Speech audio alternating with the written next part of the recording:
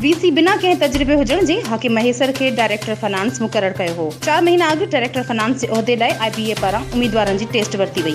Secretary board पारां गुज़िरियल ॾींहुं IBA टेस्ट जी आयल रिज़ल्ट वेबसाइट ते लॻाए छॾी आहे।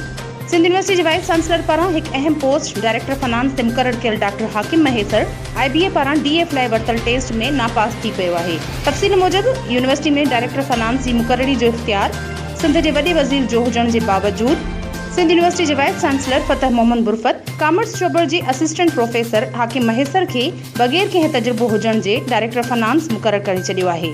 हाकिम महेसर जे दौर में यूनिवर्सिटी माली बहिराननि जो शिकार थी वई आहे। मुलाज़िमनि खे कर्ज़ खणी पघारूं ॾिनियूं पियूं वञनि। वरी मज़े वारी ॻाल्हि इहा आहे त सिंध हुकूमत पारां 4 महीना अॻु डायरेक्टर फाइनेंस जे उहिदे लाइ हिकु इश्तिहार ॾिनो वियो, जंहिं लाइ मौजूदा डायरेक्टर फाइनेंस पिणु उम्मीदवार तौरु साम्हूं आयो।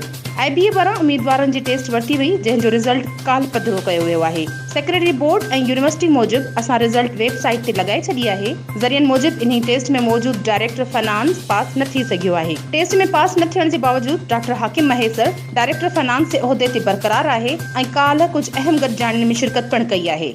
इरमनाज़ HRJDU न्यूज़ हैदराबाद।